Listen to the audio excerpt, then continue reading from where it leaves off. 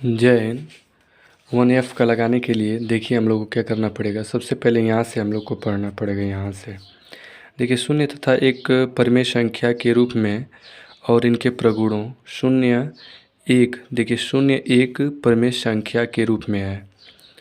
अब देखिए क्या है, हम जानते हैं कि प्रत्येक पूर्णांक एक परिमेय संख्या है। जैसे 0/1 है, ये भी परिमेय है। 0/2 है, ये भी परिमेय है। 0/3 है, ये भी परिमेय है। 0/-1 है, ये भी परिमेय है। ये 0/-2 है, ये भी परिमेय है। 0/3 है, ये भी परिमेय है के रूप में व्यक्त किया जा सकता है। जैसे देखिए यहाँ पे प्रयास कीजिए, में ये दिया है पूरा, इसको सरल कीजिए। यानी कि सारी परिमेय संख्या है, क्योंकि शून्य को परिमेय संख्या जैसे p/q, q का मान 0 नहीं है। देखिए इसकी बटा में अगर 0 हो जाता तो ये क्या हो जाता, अपरिमेय हो जाता। देखिए इस प्रकार हम देखते हैं कि शून्य p/q जहाँ p=0 है, जहाँ p का मान 0 है और q एक पूर्णांक है, q तथा जैसे देखिए तथा q≠0, इसके बराबर 0 नहीं होना चाहिए। अब आते हैं हम लोग, देखिए शून्य के प्रगुण जो होता है, u का तत्समक अवयव जो होता है, हम जानते हैं कि किसी पूर्णांकों में शून्य यानी 0 जोड़ने पर योगफल वही पूर्णांक होता है। जैसे देखिए -9 है और प्लस इसमें 0 जोड़ेंगे तो सेम टू सेम वही संख्या आएगी -9, क्योंकि इसमें 0 जोड़ेंगे, कोई 0 एक कांस्टेंट है, क्योंकि 0 जोड़ेंगे तो कोई 0 तो 1 थोड़ी है कि वो इसमें ऐड हो जाएगा। ये 0 है, 0 का मतलब कुछ नहीं। क्या यह प्रगुण परिमेय संख्याओं के लिए भी सत्य है? तो उदाहरण देख लीजिए। परिमेय संख्या जिसे p/q के रूप में हम व्यक्त कर सकते हैं। फर्स्ट है 2/q + 0 और दूसरा दिया है 0 + -2/3, क्योंकि ये कोष्टक में लिखा जाता है जब भी माइनस होता है तो। अब हल में देखिए 2/3 को 0 में जोड़ेंगे, देखिए तो इसको 0/3 मान लेंगे, इसको भी परिमेय बना लेंगे। और देखिए इसका एलसीएम 3 हो जाएगा, इसका एक बार जाएगा तो -2 हो जाएगा, इसका भी एक बार जाएगा तो 1 से मल्टीप्लाई होगा 0 में तो 0, और ये क्या हो जाएगा -2/3। सेम टू सेम यही प्रक्रिया इसमें भी है। अब देखिए प्रयास कीजिए, कह रहा है। अब इसको देखिए -3/5 और ये क्या है +0, इसको जोड़ के बताइए क्या -3/5 होगा। चाहे 0 इधर जोड़िए चाहे 0 इधर जोड़िए, सेम टू सेम यही होगा इस एग्जाम्पल पे। अब देखिए किसी भी परिमेय संख्या में शून्य जोड़ने अथवा शून्य में वही परिमेय संख्या जोड़ें तो योगफल समान होता है। किसी में अगर शून्य इसमें जोड़िए, चाहे इधर जोड़िए चाहे इधर जोड़िए, लेकिन योगफल हमेशा वही रहेगा अगर किसी भी परिमेय संख्या में जोड़ते हैं तो। अब देखिए क्या कह रहा है, यदि p/q कोई परिमेय संख्या हो तो p/q + 0 = p/q हो जाएगा। ये p/q होगा। चाहे 0 में +0 + p/q करें तो भी p/q आएगा। इसी प्रगुण के कारण हम शून्य को परिमेय संख्याओं के योग का तत्समक अवयव कहते हैं। अब आते हैं अगले पृष्ठ पे, देखिए क्या कह रहा है कि किसी परिमेय संख्या का शून्य से गुणा, हम जानते हैं कि किसी पूर्णांकों को शून्य से गुणा करने पर शून्य होता है। किसी का भी हम मल्टीप्लाई अगर शून्य से करेंगे तो क्या हो जाएगी, संख्या शून्य होगी, चाहे कितनी भी बड़ी हो या कितना भी छोटा हो। जैसे -4 × 0 मल्टीप्लाई करेंगे, माइनस का पते नहीं चलेगा, ये शून्य हो जाएगा। क्या यह प्रगुण परिमेय संख्याओं के लिए भी सत्य है? जी बिल्कुल सत्य है। चलिए देखा जाए। -6/5 है और फिर दूसरा दिया है 7/-11 × 0। अब देखिए इसका 0 में मल्टीप्लाई होगा तो इसको पहले तो परिमेय बना लेंगे 0 को। 0 कुछ नहीं दिया है तो उसके बटा 1 कर लेंगे q का मान। और देखिए क्या कह रहा है, इसका मल्टीप्लाई 6 0 0 और 5 1 जा 5, इसका भी मल्टीप्लाई हो जाएगा, इसका हम 0 में भाग करते हैं तो 0। अब देखिए ये कह रहा है कि प्रयास कीजिए, निम्नांकित में मान ज्ञात कीजिए, तो ये आप लोगों को लगाना है। अब इसका भी मल्टीप्लाई करेंगे तो 0, इसका भी इसके रूप में कर लेंगे उदाहरण पे तो भी 0, ये इस पे ही लगेगा 0, ये इसी एग्जाम्पल पे लगेगा 0। अब आइए देखते हैं, किसी परिमेय संख्या और शून्य का गुणनफल सदैव शून्य होता है। किसी भी परिमेय संख्या में अगर हम शून्य से मल्टीप्लाई करते हैं तो वो संख्या क्या होती है, हमेशा शून्य होती है।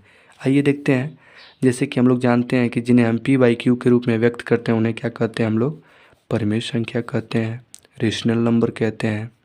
जैसे पी बाई क्यू गुणे जीरो, अगर देखिए गुणा करेंगे तो जीरो आएगा, फिर देखिए जीरो में पी बाई क्यू का गुणा करेंगे तो भी जीरो। अब देखिए कह रहा है, देखिए हम जानते हैं कि प्रत्येक पूर्णांक एक परिमेय संख्या है। देखिए प्रत्येक पूर्णांक एक परिमेय संख्या है। जैसे मान लीजिए किसी के बटे अगर कुछ ना दिया रहे तो हम एक मानेंगे, ये भी परिमेय संख्या है। -1 मान सकते हैं, 10 मान सकते हैं, 101 मान सकते हैं, मगर जीरो नहीं मान सकते क्यू का मान। आइए अब अगले पृष्ठ पे चलते हैं, प्रयास कीजिए। अब देखिए -100 बटे -100, अब देखिए माइनस से माइनस तो कट जाएगा, ये भी परिमेय संख्या है। 501 बटे 501, ये भी परिमेय संख्या है। -36 बटे -36, ये माइनस माइनस कट जाएगा, 36, ये भी परिमेय संख्या है। 2537 माइनस में है, 2537 नीचे बटे में भी है, को सरल कीजिए, ये भी कट जाएगा माइनस से माइनस, और ये कट जाएगा तो ये 1/1 हो जाएगा, तो ये भी क्या है, परिमेय संख्या है। जबकि कहा जा रहा है कि एक को भी परिमेय संख्या पी बाई क्यू, जबकि क्यू का मान जीरो नहीं होना चाहिए। यहाँ पे देखिए क्यू का मान किसी का जीरो नहीं हो रहा है, के रूप में व्यक्त कीजिए। इस प्रकार हम देखते हैं कि 1 = पी बाई क्यू, जहाँ पर p बराबर q, यानी p के बराबर, p का मान जब 1 है तो q का भी मान 1 है। पूर्णांकों तथा p बराबर q और q not equal to 0, q का मान 0 नहीं है, इसलिए ये क्या है, परिमेय संख्या है। अब देखिए एक के प्रगुण यानी 1 के प्रगुण, गुणा का तत्समक अवयव जो होता है, हम जानते हैं कि किसी भी पूर्णांक को 1 से गुणा करने पर गुणनफल वही पूर्णांक होता है। जैसे -9 में अगर 1 का गुणा करेंगे तो -9 हो जाएगा। अब उदाहरण में देखिए क्या है, निम्नलिखित को सरल, जैसे यहाँ पे 4 सवाल आपको दिए हैं, 4 में मल्टीप्लाई 1 से करेंगे, अगर यहाँ पे है तो 1/1 मान सकते हैं। और देखिए 4 सवाल दिया है इसमें, अब ये देखिए 1 दिया है ना, तो इसके बटे हम लोग क्या मान लेंगे, 1 मान लेंगे, परिमेय संख्या बना लेंगे और सबका मल्टीप्लाई करेंगे। 5 1 जब 5, तो ये -7, ये नीचे का नीचे गुणा हो जाएगा, 5 एकम में 5 और -7 एकम में 7 हो जाएगा। इसी तरह ये चारों सवाल लगा लेंगे। अगर 0 दिया है तो भैया 0, अगर किसी का मल्टीप्लाई अगर 0 में करेंगे तो 0। अब आते हैं क्या कह रहा है, निम्नलिखित को हल करके परिमेय संख्या प्राप्त कीजिए। निम्नलिखित को हल करके परिमेय संख्या प्राप्त कीजिए। तो हम लोग परिमेय संख्या इसको प्राप्त कर सकते हैं। एग्जाम्पल है ये, तो ये -3/4 और गुणे क्या दिया है, 1 दिया है। तो अब देखिए इसका भी मल्टीप्लाई करेंगे तो सेम टू सेम आएगा, इसके बटा 1 मान लीजिए, -3/4 एकम में 4, यही सेम टू सेम होगा। ये माइनस से माइनस कट जाएगा और 1 से मल्टीप्लाई करेंगे वही 8/9 आएगा। अब चलिए अगले पे चलते हैं। आइए देखते हैं, इसका भी दिया है -6 गुणे 1 तो -6, इसका हो जाएगा -11/12। इस प्रकार हम देखते हैं किसी भी परिमेय संख्या में 1 से गुणा करें अथवा 1 में उस संख्या से गुणा करें तो गुणनफल में वही परिमेय संख्या प्राप्त होती है। अर्थात यदि p बाई क्यू कोई परिमेय संख्या है, यदि p बाई क्यू कोई परिमेय संख्या है, उसमें अगर मल्टीप्लाई करेंगे 1 से तो p बाई क्यू होगा, चाहे 1 से गुणा करें p बाई क्यू में तो सेम टू सेम वही होगा, ये p बाई क्यू होगा। अब देखिए इसका कहने का मतलब, इसी प्रगुण के कारण एक को परिमेय संख्या के गुणा का तत्समक अवयव कहते हैं, जिसे कहते हैं हम लोग आइडेंटिटी एलिमेंट बोलते हैं, इंग्लिश में कहते हैं। अब देखिए परिमेय संख्या का प्रतिलोम जो होता है, प्रतिलोम का मतलब उल्टा, प्रतिलोम का मतलब उल्टा। अब देखिए हम जानते हैं कि प्रत्येक पूर्णांकों के लिए एक ऐसा पूर्णांक होता है जिसे दिए गए पूर्णांकों में जोड़ने पर योगफल शून्य होता है, शून्य होता है। क्या पूर्णांकों का यह प्रगुण परिमेय संख्याओं के लिए भी सत्य है? आइए देखा जाए। अब यहाँ पे इसको -12 के लिए पूर्णांक 12 ऐसा, जैसे मान लीजिए इसका -12 है तो उसका +12 हो जाएगा। अब इसको हम क्या कर सकते हैं, जैसे इसमें है तो -12 और ये +12 है, तो ये प्लस और माइनस कट जाएंगे तो ये क्या हो जाएगा, 0 हो जाएगा। अब उदाहरण के लिए देखिए क्या कह रहा है। अब ये -3/5 है और ये -3/5 है और ये प्लस माइनस माइनस हो जाएगा, 3 में से 3 गया 0, तो ये 5 से 0 में करेंगे तो 0 हो जाएगा। अब सेकेंड वाला सेम टू सेम है, -4/7, ये कोष्टक में +4/7। अब देखिए, अब यहाँ से ये माइनस है, ये प्लस है, यहाँ से भी हम लोग काट सकते हैं। या देखिए इसका एलसीएम ले लेंगे और ये इसका आएगा -4 और इसका +4 आएगा और ये माइनस है, ये प्लस है, घटाएंगे तो 0 हो जाएगा, 0 में 7 से भाग करेंगे तो 0 हो जाएगा। अब ये आपको करना है सेम टू सेम वही आएगा।